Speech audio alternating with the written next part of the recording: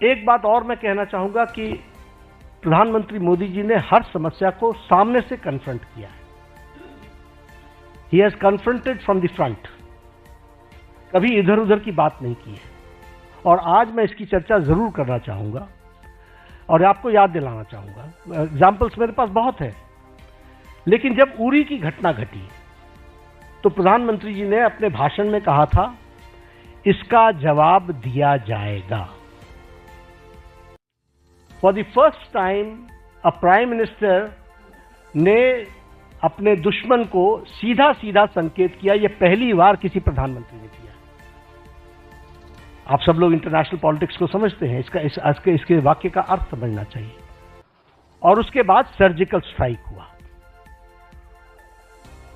जब पुलवामा की घटना घटी तो आप शब्द याद कीजिए, प्रधानमंत्री ने कहा था कि तुमने बहुत बड़ी गलती कर दी है, इसका खमियाजा तुमको भुगतना पड़ेगा। और उसके बाद बालाकोट का एयर स्ट्राइक हुआ। इस बार बिहार में पटना में, सीवान था शायद, मधुबनी में उन्होंने क्या कहा? उन्होंने कहा कि तुम्हें कल्पना से भी बाहर जवाब दिया जाएगा। और आपको मालूम है कि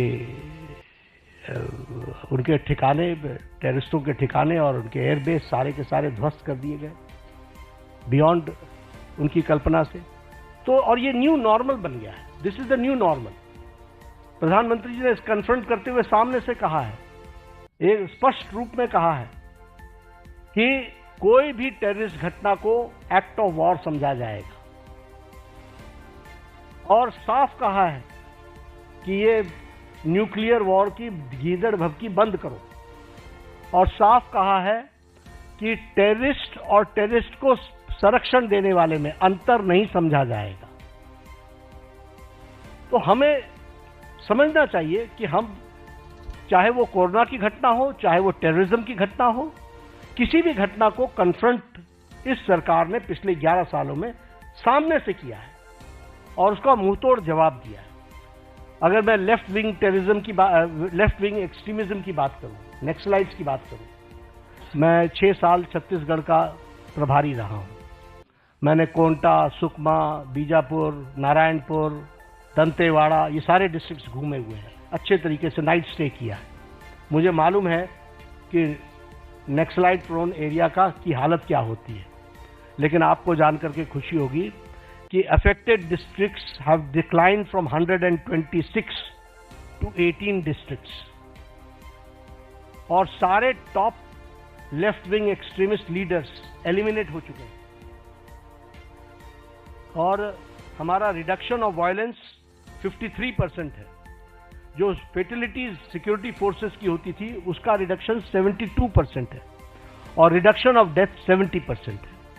तो लगभग हम उसको समाप्त करने की ओर आगे बढ़ चुके। एक समय था कि एक डिफेंस मिनिस्टर ये कहते थे कि हम बॉर्डर के रोड्स इसलिए नहीं बनाते हैं ताकि दुश्मनों को आने का मौका न मिले। और आज बॉर्डर रोड्स में 8,000 किलोमीटर्स के बॉर्डर रोड्स और ब्रिजेस के बनाने का काम, और उसको भी परमानेंट ब्रिजेस बनाने का काम लगभग 400 बने हैं। अटल टनल की बात करें, अगर सेला टनल की बात करें या श्रीकुंडला टनल की बात करें, ये मेजर ब्रिजेस हैं जो हमारे को सिक्योरिटी के एंगल से बहुत महत्वपूर्ण है और जो देश की सिक्योरिटी के लिए काम कर रहे हैं।